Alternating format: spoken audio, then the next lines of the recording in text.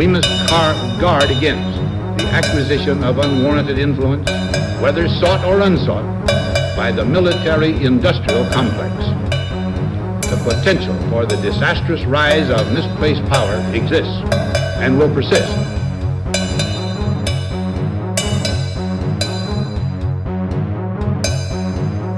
Whether the dog is a police dog, a hound dog, or any kind of dog. If a dog is sick on a black man, when that black man is doing nothing but trying to take advantage of what the government says it's supposed to be is, then that black man should kill that dog or any two-legged dog.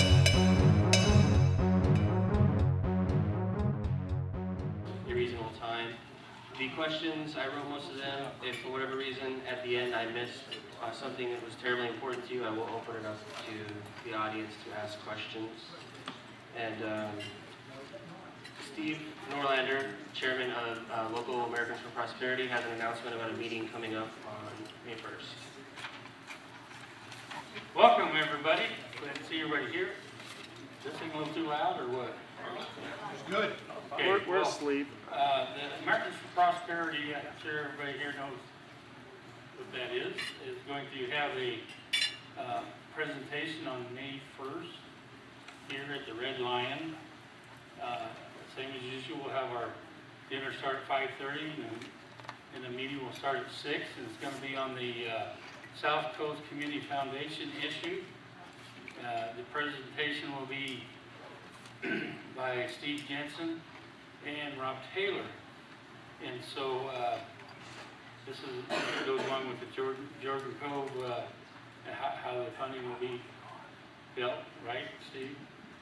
So anyway, we'll be calling you or sending you an email on that. It's a very important issue, and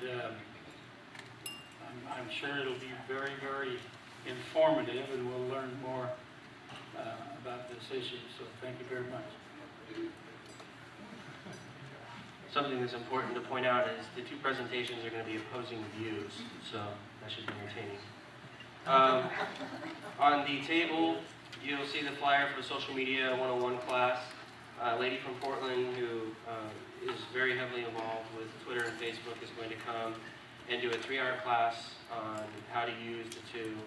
It's targeted towards absolute beginners that may have never used either of the services before. So if anybody's worried that they're not a computer whiz, don't let that scare you away from doing it. And she's going to try to help us lay out some sort of plan of how we can use those effectively to help further whatever goals we have for each of our organization. And it is the Republican Party that's sponsoring it, but it's nonpartisan, I suppose. So if there's any independents or Democrats that want to come, you're more than welcome. Just don't ruin our fun. Do you have an RSVP? Do you need to know how many people are coming to the pre-register? It helps, yeah. If on the flyer here, it has a domain address that'll forward you to a website that allows you to register. It just takes your name, email, and maybe a phone number. If you're not comfortable doing that, feel free to contact me or Rob Taylor or even Steve Jansen or Steve Norlander, I suppose.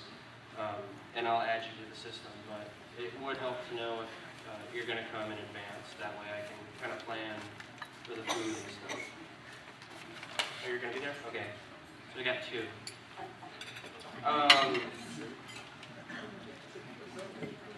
We are still in need of volunteers for several positions. If you want to be involved with the Republican Party, if you're not a precinct committee person, if you don't know what that means, please go up to me. We need all the help we can get. And I'm not going to stand up here and waste too much of your time asking you to help. But if you want to get involved, I want to do whatever I can to help you get involved.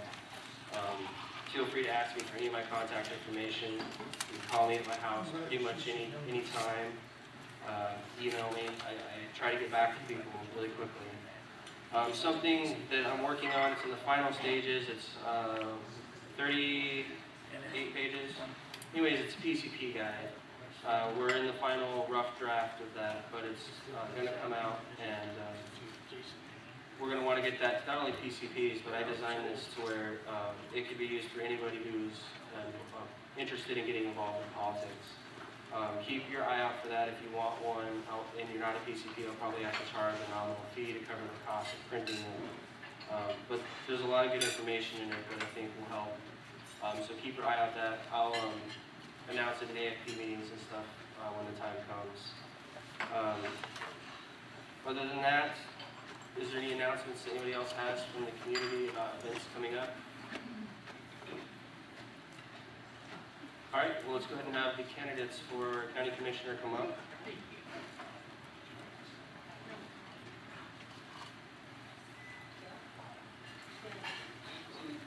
So we have Matt Rao, Don Gurney, Melissa Cribbins, and at the end, Dale Penny. I sent an invite out to everybody. John Sweet asked that I'd let everybody know that he's out of town. He sits on the board of the Ford Family Scholarship Foundation, so he's handling choosing who receives those scholarships. So he'd like to be here, but he couldn't have been. Yeah, so the answers for each question, we'll give you 2 minutes. My wife there is going to hold up her hand with 30 seconds left, and then again when the time is up.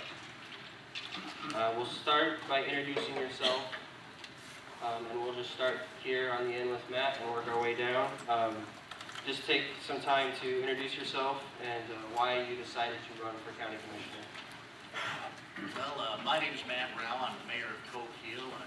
Microphone has. Oh, okay, this thing is apparently not a very sensitive microphone. Let's try this. My name is Matt Rao. I'm the mayor of Coos County. I am in my 2-year term for that office. Got elected to it in 2012. Lived in Coos County my whole life with the exception of the time I was in college and working a year in Idaho. I'm running for county commissioner because I think there's a lot I can bring to the table to help increase efficiency, reduce administrative overhead, sort of spread our dollars further. And I've done it at the city level. I've done it as a school board member, and I've got a pretty conservative record in those capacities. In every leadership position I've ever had, we've reduced waste, increased efficiencies, and reduced administrative overhead, and improved services to the taxpayers. And so I'd like to bring that to the table. I've been trying to run a positive campaign, and so I'm not going to tear my opponent down. I just think I've got something to offer to the taxpayers, and I'd like to actually step up and bring my conservative values and my conservative record to the courthouse. Thank you very much.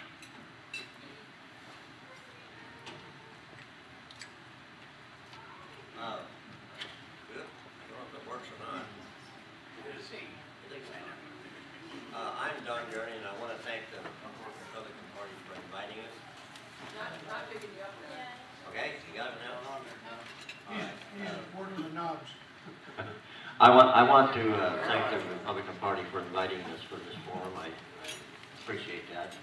I want to apologize if I sound a little hoarse. I had a cold. Anyway, I'm Don Gurney, and I raised in Coos County. I went to school in Coos County. I went off and played Joe Sailor. I did 21 years in the Navy. Retired as a chief warrant officer. Came back home and became a logger, rancher, and tried to serve my county what way I could and the knowledge that I had. I'm not dissatisfied totally with how the county is operated. I think I can assist the county in entering some things, specifically in the forest industry. And so I wanted to throw my hat in the ring to do that. There's some special things going on in the county I think we all are interested in, and we all have different views at, and I have quite a different view at some of them, so I'll leave it at that until we get to that. So thank you again for inviting me.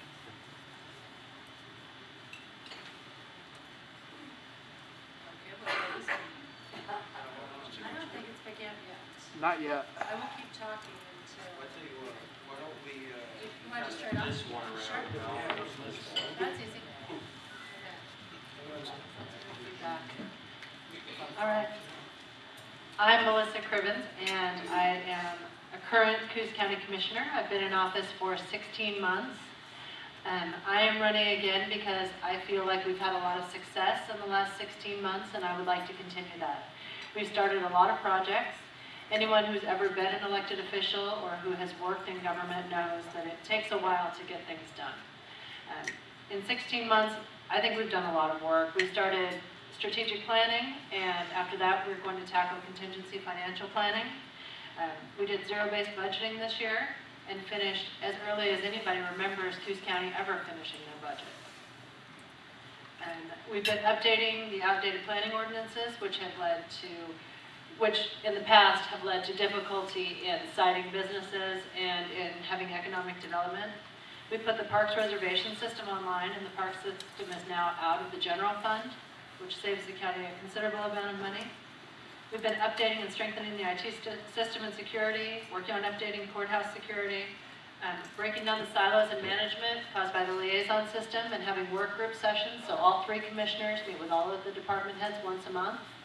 We also all review annually the performance of all the department heads. We've been having management training for all department heads to increase their employee satisfaction and decrease the claims that we face, and many other things that I'll talk about as we go on. But thank you so much for being here tonight, and thanks for paying attention to the politics of your county and listening to what we have to say. Okay, my name is Dale Petty. Some of you may know I've run for the position before or something. I can see what has been happening to local governments. We have this good old boy syndrome. I've been asked about that. I'm not a good old boy. I have common sense, which a lot of the people in management do not. I've always been a worker, like most of you out there and stuff, and I understand problems of workers. Now, I was at the county commissioners meeting, and it was mentioned that there's only enough money for 2 years left in their slush fund before they're going to be out of that money. And what are you going to do about bankruptcy? They keep giving raises away. They don't listen to the people. So what are we supposed to do? I'm one of you. I understand your problems and stuff. We have to curtail the spending over there. We have to get people out that are professional politicians. We need somebody in there with common sense, somebody that understands the system that's supposed to be, not the way it's ran. And I think that my years of experience out there in the field, working with people and running a small business in Bandon, that I can help straighten this county out somewhat. If we don't, we're going to be sitting in about 2 years in the same boat as Coos County. We better wake up, people, do something, because you don't wait till the last time. We have to look to the future, not the past. We have to look to the new industries or whatever and create that revenue we need. Thank you. And that's a perfect segue into my first question. Current projections show that Coos County's financial future is unstable at best. Some say we're going broke. Why is this? And Jordan Cove aside, what are the solutions that you think you can offer to help fix this problem? So am I supposed to be going first on this, or? Oh, okay, so Jessica's, okay. Back down, sorry. So what was the question again? Coos County is going broke. Why do you think that is, one? And two, what are some solutions that you think you could propose as a county commissioner? See, why we're going broke? Well, it's overspending. Come on now, everybody's on a monthly budget. The county's not. Don't you would like at the end of the month, when you're out of money, that somebody just put more money in your bank account? That's what's going on over the county. They give themselves raises. They give the employees raises. When was the last time anybody out here got a big raise? I got 1.4% on my Social Security. That's really a cost of living raise, As far as creating new revenues, it's like, I got enough money to last me for the next 10 years, but I'm not going to worry about it until then. That's what's happening in our county. They don't look ahead. They look at today. So what if we haven't got the money tomorrow? There's no short-term solution to this, people. It should have been thought of 10 years ago. We're on this boat and we'll have it sink because of the poor management that's been going on at the county. We need to bring in industry. We can't rely on the timber. You know, Coos County was based on agriculture at one time. Not anymore, not anymore timber. You know, you can't cut all the trees down. Then what are you gonna do? Wait another 100 years to get another harvest? You know, we need to bring other industry into the county that will create revenue, will create living wage jobs. Thank you. Thank you, Dale. Dale and I disagree on this one. One thing I will tell you is that the county has either held steady or decreased the budget for the last 4 years. The county going on a spending spree is not the issue here. The issue here is declining revenues, declining property tax values, and declining amounts that we're getting from the federal government for the timber payments, secure rural schools. The fact is, we're not cutting trees, and we don't have jobs, and that's what the problem is in this county. And I am not going to balance the budget on the backs of our employees. It's not fair to them. It's not fair to say, you're not going to get a cost of living increase for 3 years because we have a problem with the budget. That's what had happened when I came into office. There were management level employees that hadn't even gotten a cost of living in 3 years. Their dollar was going less and less far every year, and it's not fair to ask them to continue to work in that situation. How are we going to solve the county's budget issues? We are going to solve the county's budget issues by lobbying at the federal level for more timber dollars and for opening the forest back up. We are going to do it by continuing to work on the Coos Bay Wagon Road issue and getting that separated from the O&C lands. We're going to do it by getting 7,000 acres of trust land that are currently in the hands of the state and not being harvested because they were included in the Elliott management circles, turned back over to the county for management and control. The county should own those lands. There's no good reason why the state should just be keeping them and losing money on them. The fat has been cut from the county budget. We are looking at cutting entire departments at this point. So thank you very much, and I appreciate your time. How are we going to save from going broke in 2 years? That's a very good question. I was involved looking at this back a few years back. This decline of federal money has been going on for a long time, since actually 1993, if I like to know. One of the things, I worked for the county forest department, especially with the forester himself, Bob Laporte at the time. And we put in a revolving fund, or we requested to the commissioners to pass a revolving fund. And people talk about this reserve fund.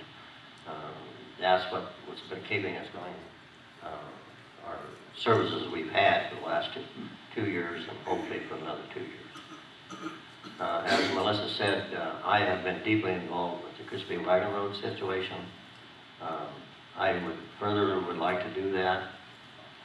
She mentioned a lobbyist. I don't think there's any better lobbyist than I could be, because I know more about it basically than anyone else. So the timber revenue that's coming in to keep the county afloat, it has to be from the federal government. We can't raise taxes, so the only way we can do it is get our fair share of money to come into the county and keep the services that we have. If we have to decline some, we have to, but I believe that if the fair share comes from the federal government, we can run our county as we have. Thank you. Then this is a common question at all of these forums we've been at. This is the third one I've been lucky enough to be at, and I think we've got one more left next week before the primary, and maybe more will pop up, who knows.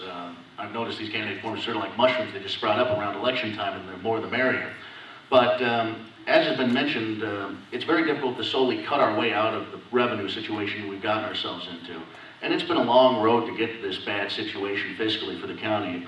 And there's no point in assigning blame on individuals at this point. What we need to do is be proactive, positive, and find a solution that works for the taxpayers and works for the long-term interests of our county.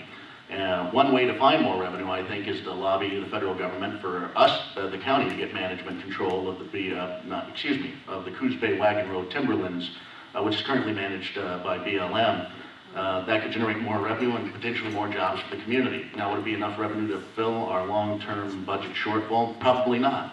but it would be something in the right direction. LNG, and I know the question says, you know, whether LNG comes or not. Even under the community enhancement plan, we're looking at numbers that I've heard projected around 1.8 million more in revenue for the county relatively soon, and that's a good patch.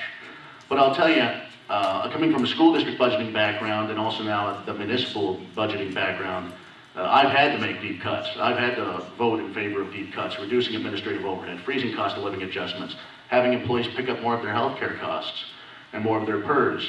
And I'll tell you that a lot of folks in the private sector haven't been getting cost of living adjustments for a long time, and a lot of folks are actually making less than they were in 2008. So I will look at COLAs. I will look at those things. And I'll tell you, I don't know how you can cut the fat and approve pay raises at the same time, but I guess that's just the philosophy of county government. We've frozen our cost of living adjustments at the school district levels, and we've reduced administrative pay actually at the school district level at the ESD when I was on their board. And I will not support any more unreasonable administrative pay increases as I consider the ones that were in mental health last year. And I won't accept the pay increase the commissioners gave themselves if I get lucky enough to serve in that office. Thank you.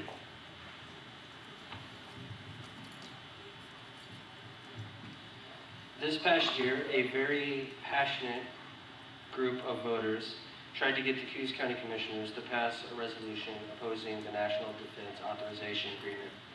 If elected, would you vote to pass a similar resolution, and if not, why? Well, the commissioners did pass the resolution, and I have to give my opponent credit. She voted the right way on that.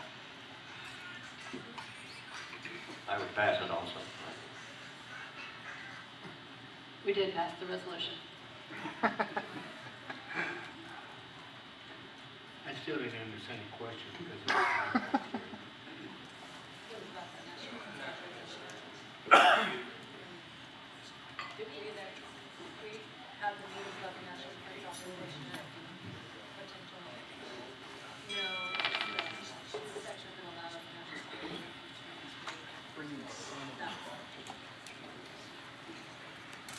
I'm going to try to fix the microphones real quick because will somebody, whoever has a mic, talking to it? yeah. Can anybody hear that? Well, I think what the problem is just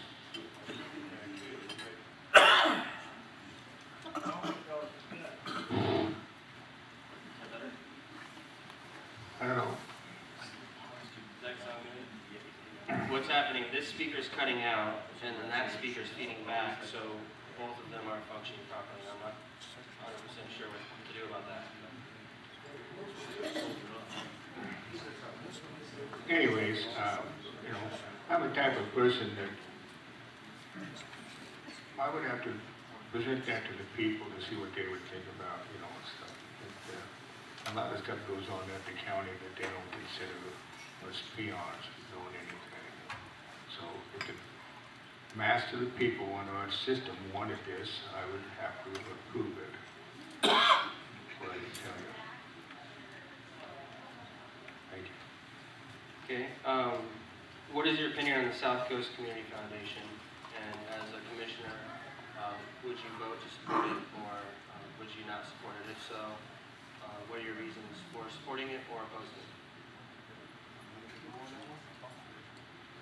it? Okay, people. I see this as one of the biggest forces that's come along in a long time. The numbers don't add up. Every dollar they give our schools, the state will take away. You understand that? This equalization program. I couldn't get a straight answer on anybody on how many pennies off a dollar is going into the school district.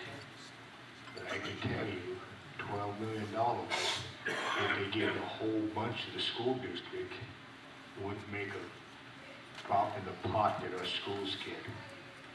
The Bandit School District alone gets $3 million. The North Bend School District gets over $25 million a year. They would have to match that money and then give them money on top of that to make any difference in the schools. The only other solution is, and you're not going to hear it from that group, is grants. If they gave scholarship grants away and grants through maintenance, this money by the state wouldn't be affected. But if they did that, they would be lining somebody's pocket in this organization. There's too much money that isn't accounted for. And I believe the whole thing, people that afford are gonna benefit financially for this. They're gonna be taking money from our tax bases and putting it in their pockets. And I'll be damned if I'm gonna see that. The South Coast Community Foundation is intended to be supplemental education funding for our schools. And as Dale mentioned, right now, if Jordan Cove comes in and they pay taxes directly, then number one, those taxes won't start being paid for 7 years. Number two, when those dollars come in, for every dollar that Jordan Cove pays, the state will reduce its school funding by $1. So our schools would not see any net benefit if we don't figure out some way to solve the equalization issue. The South Coast Community Foundation is an attempt by a group of knowledgeable people about how to resolve the equalization issue. And it would allow an organization, a 501c3, to provide funding to the schools in some way, grants most likely, and not by funding teachers, that would allow the school districts to receive extra funding and would allow our schools to have more money than they currently have now. This is not a completely unusual way that this is done. Most of the metro and the valley schools have educational foundations that supplement their schools. Lake Oswego even pays for teachers, but not all the foundations do that. I've been looking at this issue now for at least a few months. At this point, I don't see any other way that we can make sure that our schools get more money without passing the South Coast Community Foundation. We've been working hard on the bylaws to address a lot of the concerns, and at this point, I support it. Thank you.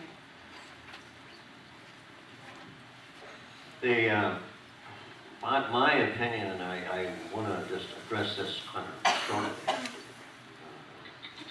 First off, I want elected officials to be responsible, and I want all elected officials to be responsible.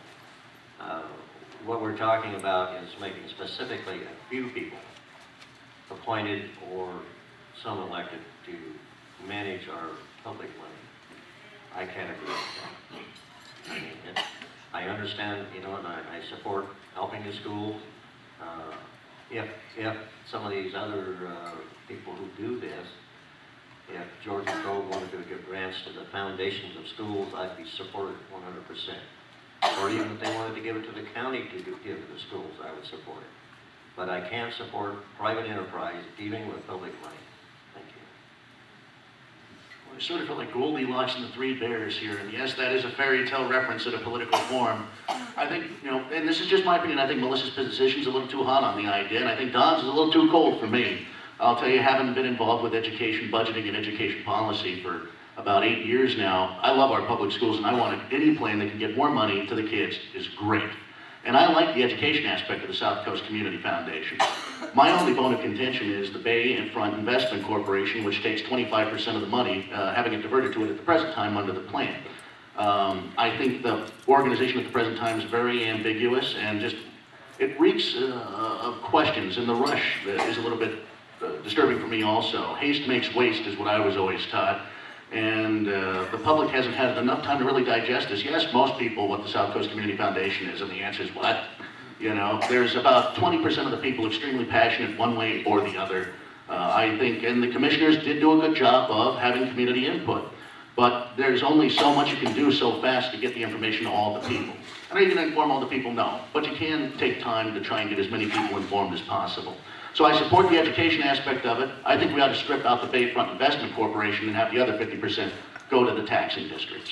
So I think that's a reasonable compromise. It serves the kids, it serves the other taxing districts, and I think most importantly, it serves the taxpayers.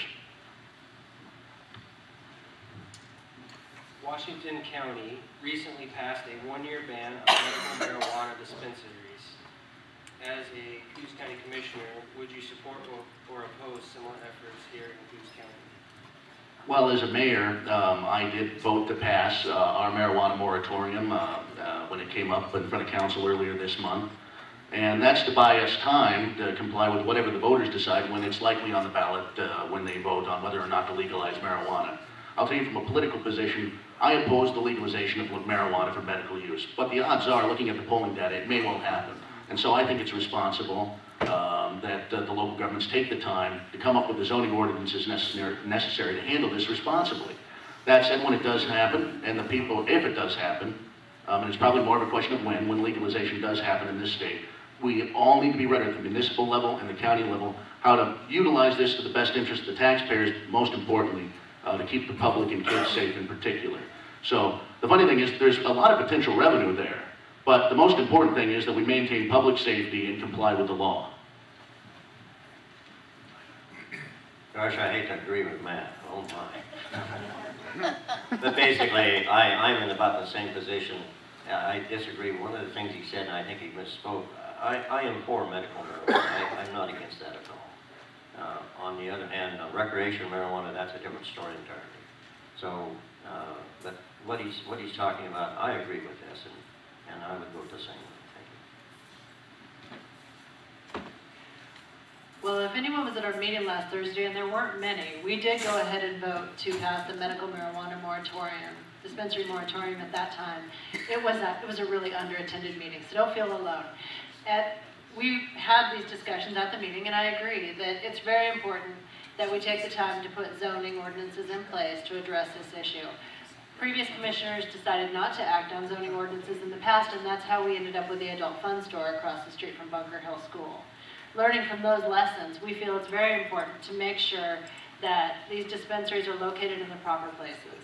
We did do an exception. There's one currently operating dispensary in the county, and we grandfathered that in, not wanting to interfere with people who are already getting their medicine there and not wanting to interfere with current commerce that's going on. But the ordinance that was passed will extend the moratorium until May 1st of 2015. Thank you. Let me tell you, I'm from that generation that never used this stuff. It smells like garbage, but how can anybody suck that into their lungs, ruin their body? You know, I don't doubt if anybody in here remembers Prohibition. And if you look, I think alcohol does more damage out there than hard drugs do. But it's legal because they can tax it. The same with this marijuana.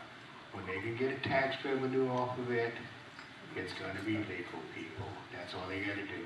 And you'd be surprised on how many millions and millions of dollars every year change hands that are not taxed. You know, we have some states right now that are taking that revenue in because of their downfalls in their budget. I'm not for it, but it's out there. It's going to be out there. You can't get rid of it. You know, it's like gun control. You'll never get rid of all the guns. Only the criminals will have the guns. So the fact is that yes, if they can, they're going to legalize it sooner or later. People wake up. It's a revenue trip. They need to have stricter rules on selling it illegally. Put those guys in jail. The guy smoking the joint sitting in the corner, he's not a problem. The guy that drinks at a bar and drives and kills innocent people, that is the problem. But that's legal. So just think about it.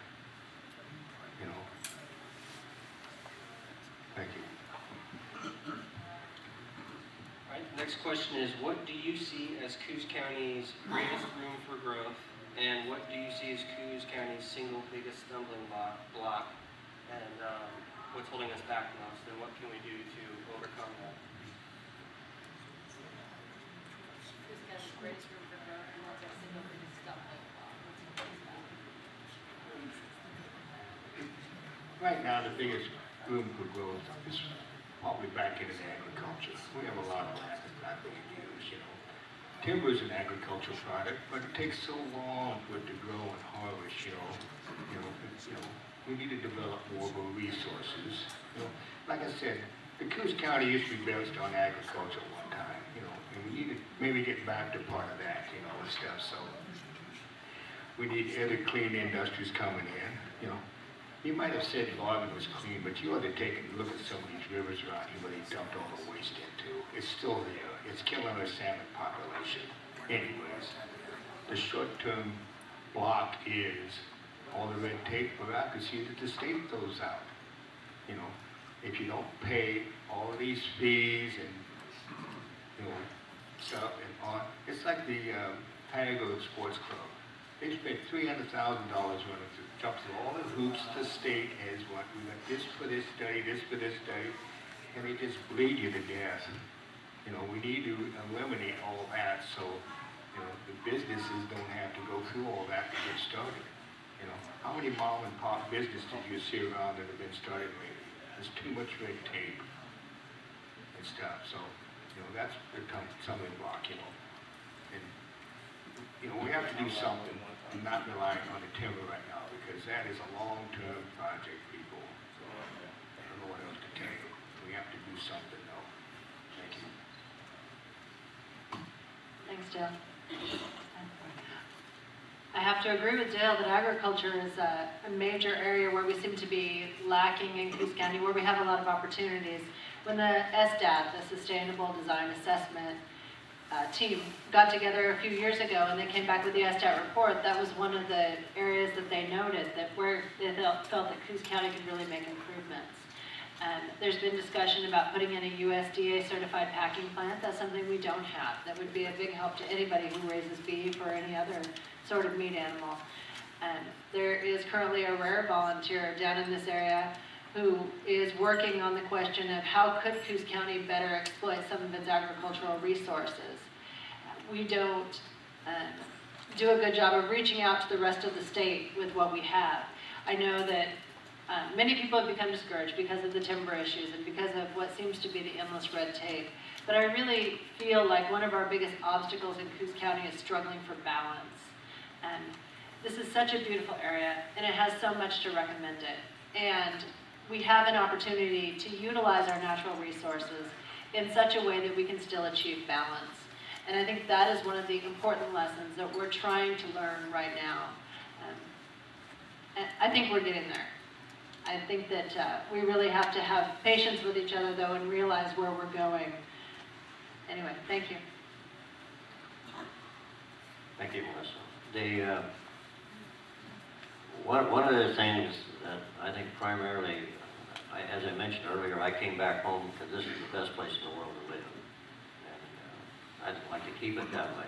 To do that, there's a numerous amount of things that I feel that should be done. First off, safety of our community. We have an extremely good safe area as far as most everywhere else. I don't want to go to the places that are lacking in police protection and this type of thing, but I think our area is very well protected, and I want to keep it that way. And so I'll answer the first part. One of our greatest challenges, in my opinion, holding us back economically, is just our sheer length of space from the metropolitan area. You know, Mayor Dick Anderson in Lincoln City is a friend of mine, and I've worked with him on some mayoral issues. And he goes, Matt, my town's about the same size as yours, has similar storefronts and potential. Why aren't you guys as prosperous as Lincoln City? And Lincoln City's population triples in the summer.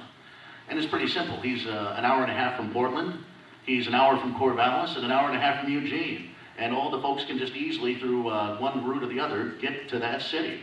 And as we've seen wealth concentrate into our urban areas and go away from our rural areas, it's really deteriorated our ability to actually get that kind of commerce. So one thing I think we could do to help solve that problem, and Dennis Richardson's talked about this as a candidate for governor, and if he's serious about it, God willing, maybe he could become governor and get her done, which is to bring back up the west and eastern Oregon interstate highway concept again to link Coos Bay to eastern Oregon. That could revitalize our port in many ways because people could actually ship out of this port cheaper by coming here, loading it on trucks and shipping it out to other areas as opposed to going inland through the port of Portland. But as has been mentioned, the key areas for immediate growth are agriculture and timber, no doubt about it. And if we can get management rights to the Coos Bay Coos Bay Wagon Road timberlands, there's job creation potential there. There's room that's looking like we're going to see some private job creation in the Elliott. With sustainable yield, there's plenty of opportunity for long-term and more jobs in the timber industry. So timber and agriculture and lean manufacturing are probably the key immediate areas for growth, but there's a lot of long-term potential there. And LNG, by the way, if it does come, is going to be a game changer. So that's a lot of things there to do. Okay, I'm going to ask a question that was emailed to me. Do you support the attempt to have a sovereign nation, the Coquille Indian Tribe, manage our wagon road timberlands? No. No. I don't think this is a yes or no question. I really don't. I think one of the things that we have to be honest about is, excuse me? One of the things that we have to be honest about is that the first question is, how bad do we want our wagon road lands under our control? And then the question is, what's the most viable way for us to get them there? I don't know if working with the tribe is the most viable way. I can tell you as a county commissioner that's been working hard on getting control of the wagon road lands back, we are not making a lot of headway with our current senator and representatives. They're not interested in forming a trust for the benefit of the counties. They're not interested in separating out the wagon road lands. In their opinion, bringing LNG here has done for Coos County, and there's not a lot more that they need to do for us. We need to convince them that there is some way that they can do this and still appease the environmentalists. We have to give them the opportunity to shine, because that's truly what every politician wants, is a way to get a win-win out of things, a way to present their idea in a way that's new and novel and exciting to everyone that's in their district, because re-election is the goal. So my question is, how can we best do that in a way that the senator and Representative DeFazio can find that palatable and can move this project forward? Because I think rather than arguing about who's going to manage the wagon road lands, at this point, we are just trying to keep from losing the wagon road lands. And that's a very real possibility if we don't do something. Thank you. First off, how many people have been up along the Washington coast and see what's happened along there with some of the reservation lands? Really sad. I believe, if our native Indians want to go back to nature, fine. They can have the land. We retain the mineral and timber rights. You understand that? They can't sell off all the trees and not replant, and they can't go out there and strip mine. They probably don't want the land if they can't do that. They're looking at the wealth that's on the land, not the land of their forefathers. A lot of people against the Indians. I'm married to one, and stuff. And our government did to them what they're doing to us today, people. I hate to tell you that. So, if they want the land back, fine. They can't go out there and rape the land, because first time some white man comes along and offers them a few dollars, they'll sell that stuff out. I'm sorry to say that. It was their land before it was ours. If their ancestry wants them to go back, fine. But we cannot let them rape the land. That's my big thing. No strip mining and clear cutting of the land. Thank you. Okay, the next question is, do you support, this was also something that was sent in to me, do you support sending citizens money to help fund the South Coast Development Council, an organization that has spent millions of dollars yet has accomplished very little, if any, tangible benefits? Why or why not? Why do I support them? Do you or don't you?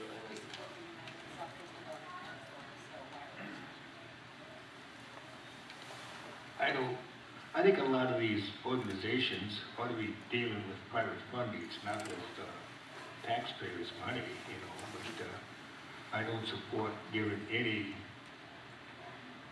organization that only limits to what they're doing to certain groups or certain organizations, and stuff. So, the fact is that, they want to set up and do good and get grants, donations, or whatever, fine.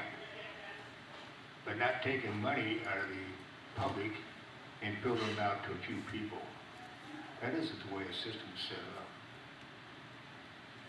in that respect, I will not support them. If they want to go without any public money, it's fine. They can do whatever they want with their private money. Thank you. I have made economic development a priority throughout the time that I've been a commissioner. Some counties actually have their own economic development person on staff. Curry County, for example. At Coos County, we can't afford to have an economic development person on staff, nor do we believe that it's the best for the county to have their own individual economic development person on staff. We believe that we're far better off partnering with our neighboring cities and perhaps even our neighboring counties in order to achieve economic development. Because when you look at things, we actually have a lot in common with Curry County as far as our isolation goes, as far as our economies go. And so we believe it makes a lot more sense to partner with Curry County in order to do economic development rather than each of us having our own economic development entities. In the past, there's been some issues with SCDC being less than transparent. When SCDC brought on a new economic development director who had been a city manager in Monmouth, we talked to him, or I talked to him, and believed that he was taking SCDC in the direction that it should go, in the direction of transparency, in the direction of partnering with other cities and with Curry County, and in the direction of actually doing what I believe an economic development entity should do, which is helping the businesses that we have, retaining those businesses, and helping those businesses to expand. In the past, I think too many economic development entities have spent their time doing what's called chasing smokestacks, looking around for entities and trying to draw in the big business. SCDC is refocused, and they're focusing on retaining local business, and I believe that's a good use of their dollars and ours. Thank you.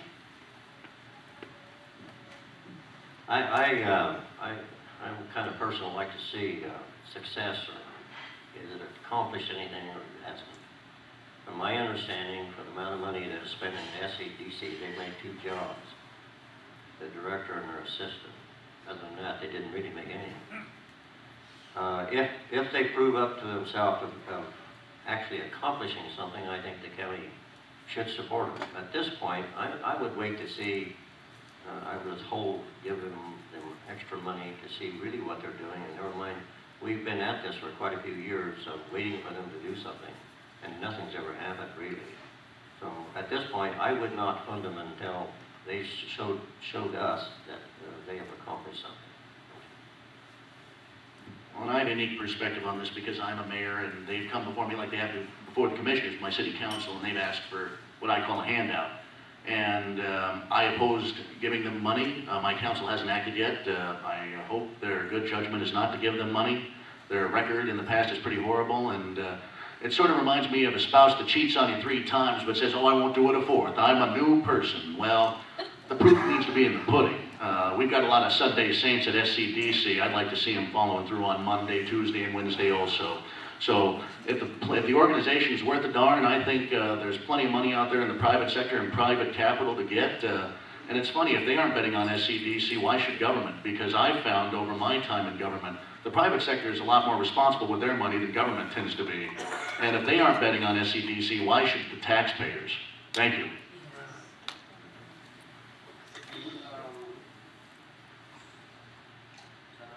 Oh, we still got one. So I'm going to ask 3 questions that were given to me here and sent in.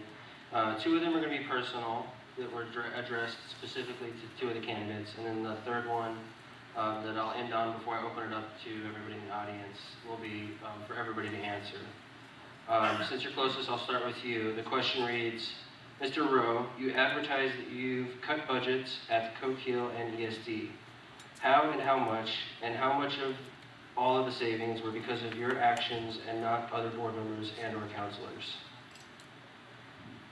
Well, thanks for the question. I'll tell you, it's hard to actually say specific dollar amounts from budgets over multiple years, but we actually did fill our budget shortfalls.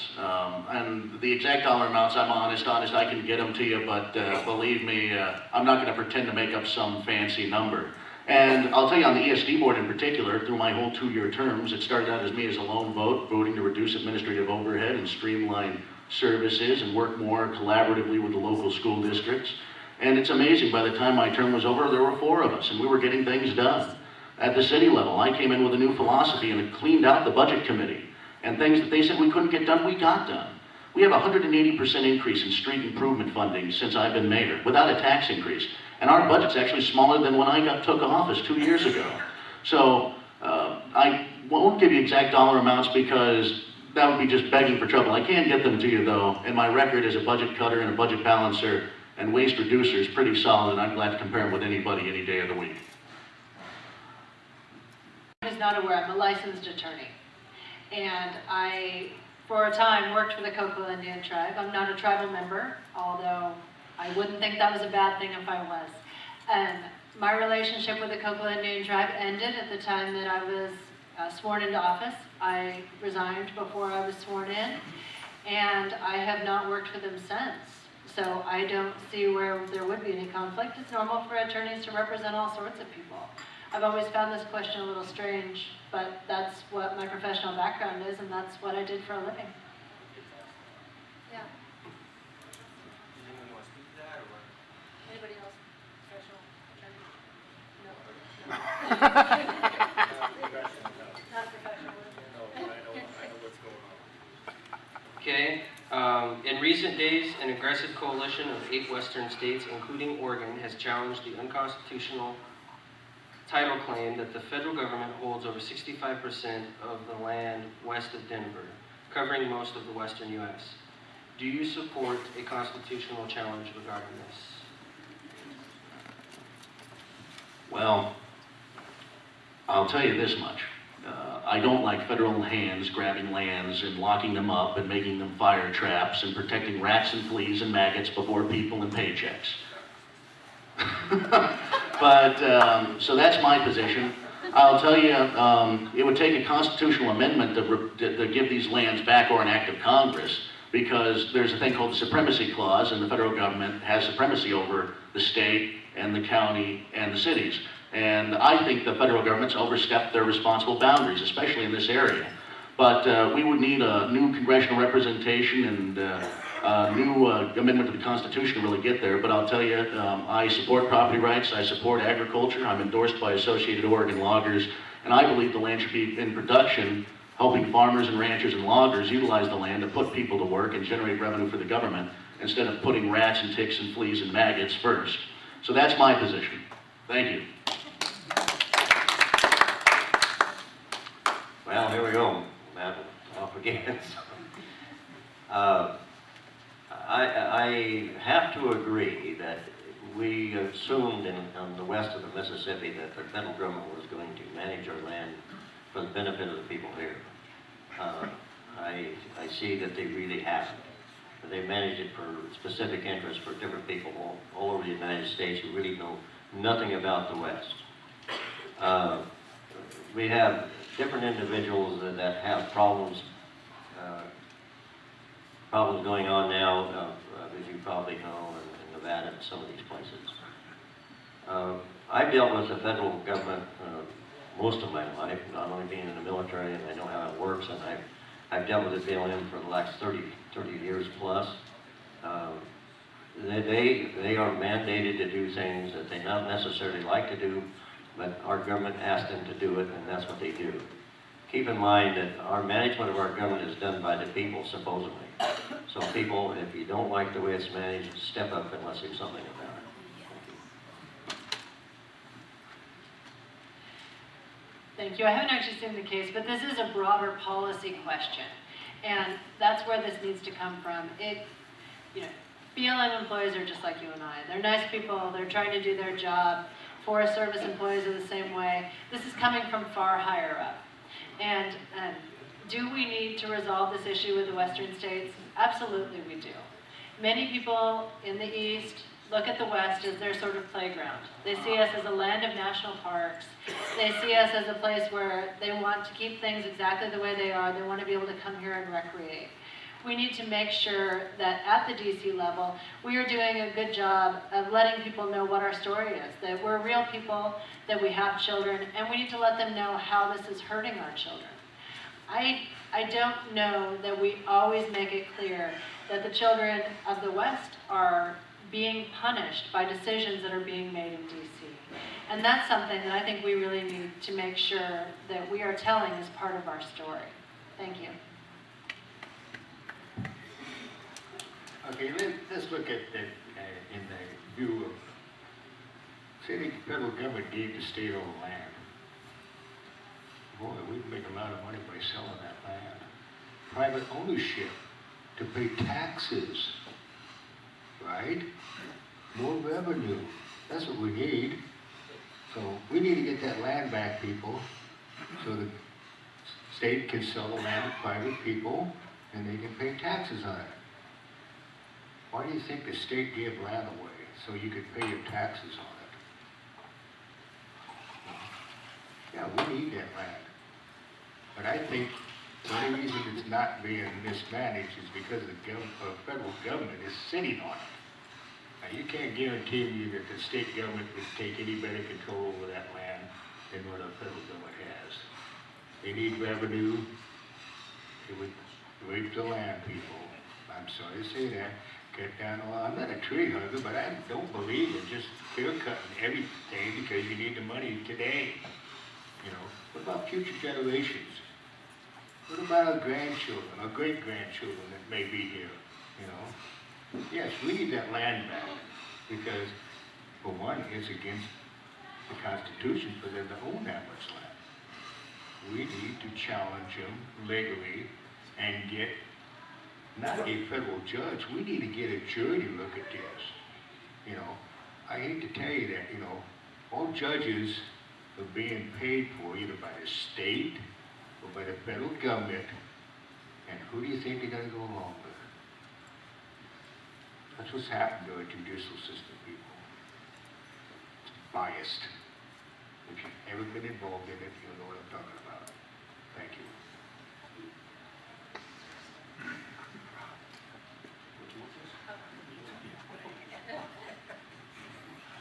We started with 4 mics and we're down to 1, so, yeah. This one was cut out for a bit too. So I'm going to go ahead and open it up to questions from the audience. If anybody has one, I'm sure they'd appreciate it. Not Taylor. You don't need a mic. No, I don't need a mic, never have. It's dangerous to hand an Irishman a knife or a mic.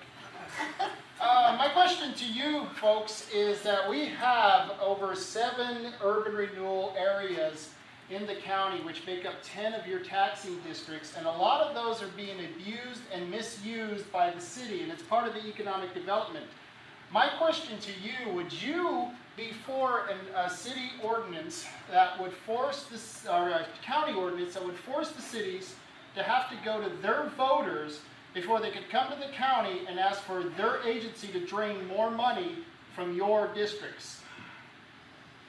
Do you mean to expand the urban renewal areas? No, to expand it, to increase the debt, any substantial changes, do you think the city should have to go to the voters before they come to the county and ask the county if they can do any of these expansions? Right now they can come to the county or any other districts and ask to expand it, but they don't have to go to the voter. In Oregon, if we have a tax increase, all tax increases have to be voter approved. Well, because urban renewal, it runs on debt, which has to be paid for by taxes, but because they declare it debt, we don't get to vote on it. So my question to you is, do you think that we should take that agency in the county and force the cities to have to go to their populace, their constituents, and ask them for a vote before they go to the county? Well, Rob, I believe that people should have never voted urban renewal in. I told them you don't want this, but, you know, I don't know what I'm talking about. I've been through this in California with my dad. They actually told him he couldn't live in his house because it didn't meet their standards. You know,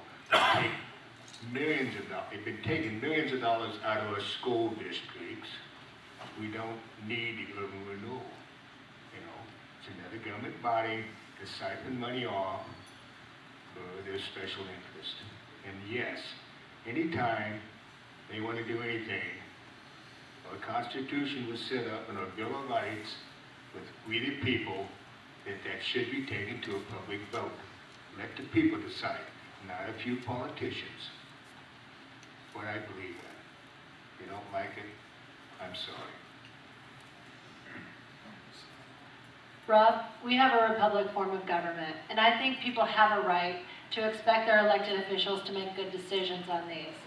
I guess I don't believe personally that most people want to vote on every urban renewal issue, but I think people do expect their elected officials to make good decisions about urban renewal. So my opinion is that I wouldn't put each of these items to a vote of the people, but I would say that people should be telling their elected officials what their opinions are about urban renewal, and you should be expecting your elected officials to make good, reasonable, fiscally sound decisions about urban renewal. Thanks. I think the urban renewal is a misconception. It was derived from cities like Detroit, Chicago, New York, LA. They have urban blight, and it got throughout the country that everybody gets onto this urban renewal thing. And I specifically don't care for it, for the main fact is, there's a lot of people pay for it that has no benefit from it whatsoever, who they say they are. There is a, if you have a blight in an area and you have a problem, that people should know about it. And if they know about it, I have no problem with the representatives asking for it. But on the other hand, I haven't personally seen too much blight in Coos County. If it is, well, then we better have urban renewal. Other than that, I don't see a purpose in it. As the mayor of a city with an urban renewal district, generally speaking, I'd be very riled up to have an order from a higher level of government tell me how to manage my city. But I'll tell you this much. This isn't government controlling the people at this point. This would be empowering the voters and the taxpayers. And generally speaking, when something can empower the people and reduce the power of government, I see that as a pretty darn good thing. I'd put this to a vote of the people, though, and not run it through the Board of Commissioners. I think this is a decision the people should make in how they want to interact with their government. We had a question, was it? Let me move that, I keep tripping on it.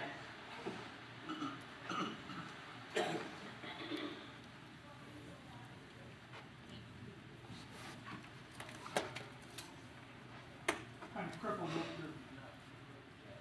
I have kind of a two-point thing here. One would be an assertion and then a question. Back some years ago, we created the Oregon State Lottery to improve the schools, supposedly. Most of us are aware that the money ended up just going up to the general fund.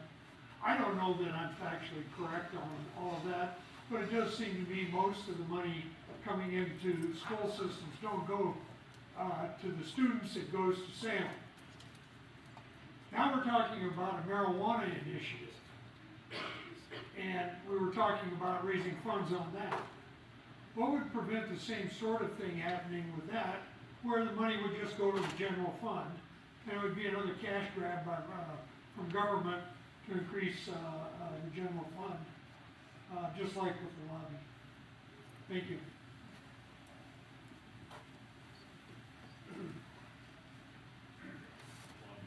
Well, I was actually having this conversation with another city official earlier today, actually, and the state is going to try and gobble up every bit of revenue it can, and that's why I think as the state, if the voters do legalize recreational use of marijuana and sale of it, I think that we need to work at the local officials and the county officials need to work with the state to allow ourselves to get, through business licenses or other things, our own dedicated streams of revenue that they can't touch.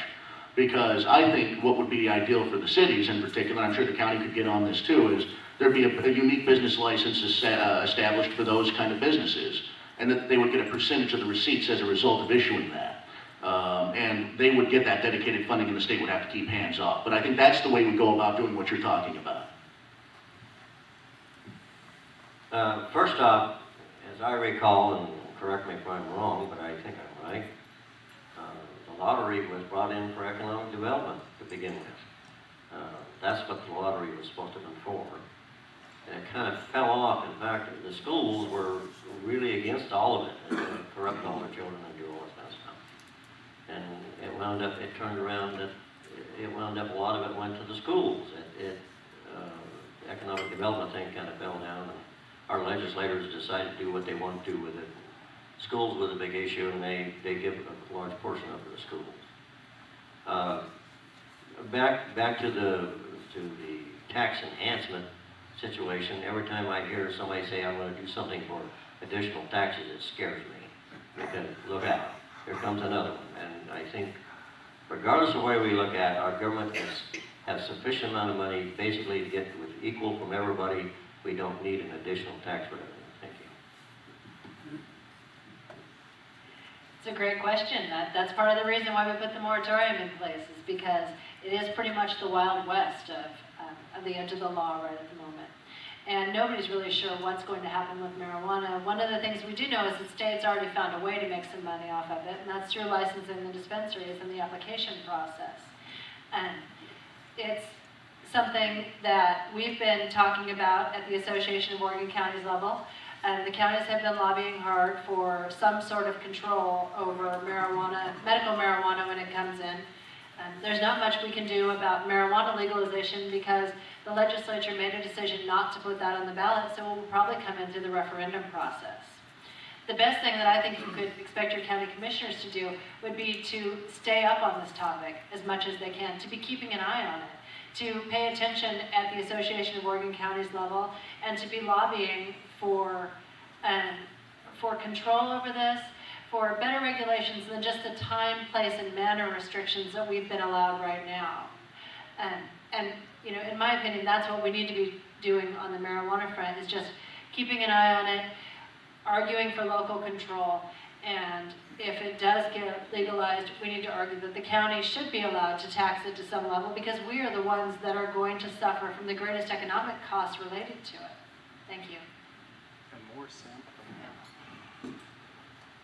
The first question was about the lottery. The second one was about the marijuana. I think I told you about my marijuana use.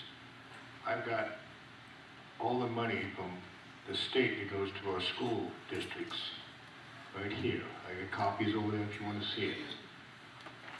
Nothing on there about the lottery. I don't know how far people you go back. Washington had a lottery, California had a lottery, our legislature says, oh no, we don't want that lottery. How did we get the lottery? The private company came in, petitioned, and got it passed. And for that, they got paid. Say you win the lottery, you take the 20-year payoff. You know what they're paying you people? They're paying you the money, the interest on that money. Where's all these millions and millions of dollars that you see up there, $40 million? The guy takes the payoff, yeah, he gets what, 30% of that? Where's the rest of it? You know, he takes the 20-year endowment, he takes the interest off of it. You know, where's the money going? Not going to our schools. You know, you need to ask people questions. Where the, excuse my French, hell did all this money went? You know, it was set up as a good deal, but it isn't. You know, so they're only taking the money from the schools for that, and most likely they'll siphon off the marijuana taxes too. You know, until you change the people up there in Salem. It's the only way you're gonna get it done, people. Term limitations. No professional politicians. They can't get corrupted in a couple of terms, people. That's my view. Thank you.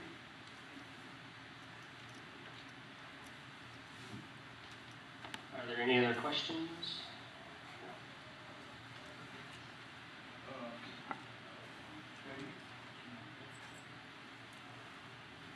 Yeah, you talked about jobs with timber and with farming. That's great. But there's two problems there for right now. Okay, we've got the federal government in the abandoned, trying to take our Coquille Valley from us. Also, there's just so many people that can work on farms, and there's so many people can work in the woods. So, what we need is more individuals who can start their own businesses.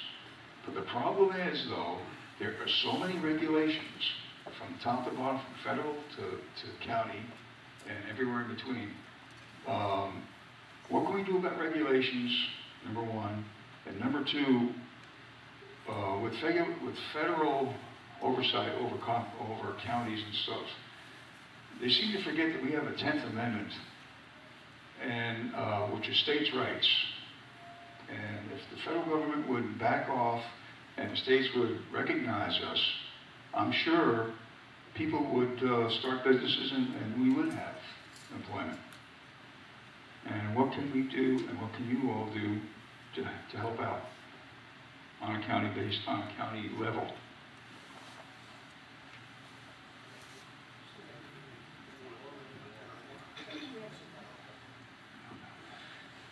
I totally agree on this, what you'd call cottage industry.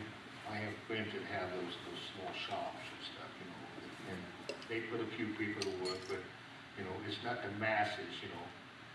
We need to get back to producing goods, you know. Look at the bottom of your coffee cup. It says made in China. You'd be surprised on how much garbage is made in China nowadays. We're talking about making these little iPhones, and they cost them so much, and then they have an import duty, and it would cost them $4 more to make them in the States, but they wouldn't do it because the profit margin over the run of that phone was billions of dollars profit on $4 per unit. You know, as far as killing the red tape, you'd have to have a mix-up in a state government. You'd have to have the legislators go through those red tape and say, wait a minute, you know, the guy can't do this because he's, you know, this. We got to have this study to do this. This. You know, it's the same as the Powers was going to put up a repeater, and General Telephone or whoever had done all the study. They went to put the repeater up, and they wanted them to do the study again. It had already been done. No, that's a bit of a revenue trip. You know, we have to eliminate that. We the people, we have to take back our government. Thank you. It's kind of been a long, slow slide on the 10th Amendment, hasn't it? There's been a series of cases that have steadily eroded the 10th Amendment and decreased states' rights. And I don't know that there's much we can do about that. You know, I generally think that these things are a pendulum, and that at some point it'll swing back the other direction. But whether you and I live long enough to see that, that's really in question. And from the county level, you know, I'm a big believer in lobbying. I do think that we need to be making sure that our voice is heard. If you're not talking to your politicians, if you're not encouraging them to hear your story, then it's as if we don't exist. One of the things we do at the county, though, and I think this makes a big difference, is we really encourage county staff to be customer service friendly. I think many times people just don't understand what the process is or what the laws mean. And you know, county staff really is trying to focus in the last few years on helping people navigate these systems. And that's something that I really feel has been a success. Our staff works really hard on helping people with their planning issues. If you email commissioners, we will help you navigate the planning process to the best of our knowledge. We're not planning experts by any stretch at all.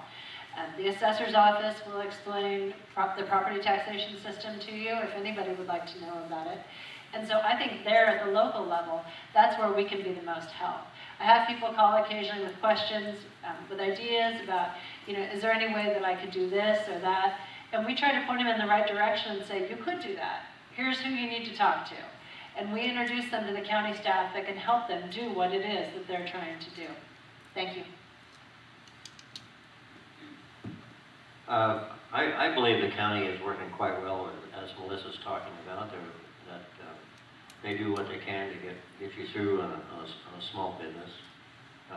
My goal, or what I like to see happen in Coos County, is we have some of the best natural resources there is. I'd like to see our resources manufactured here. I'd like to see us competitive worldwide with our resources that we have.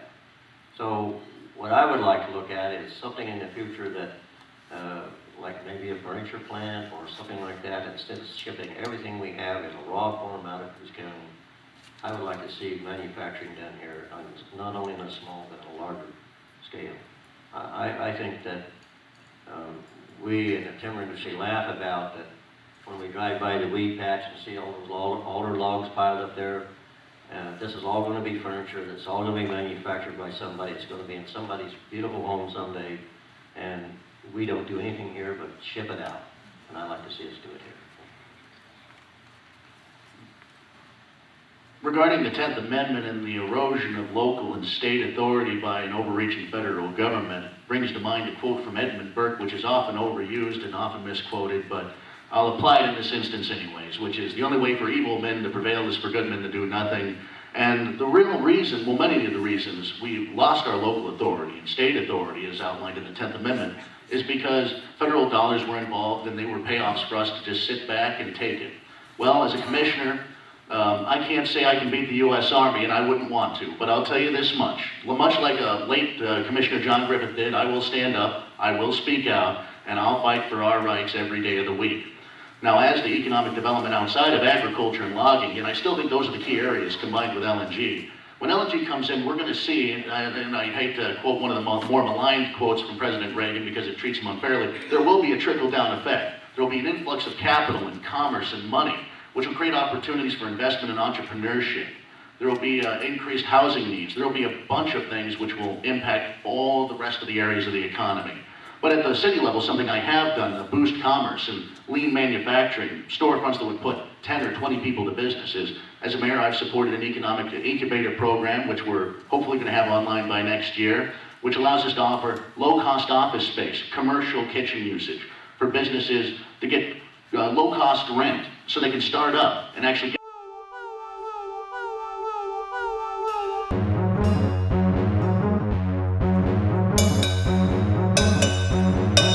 We must guard against the acquisition of unwarranted influence.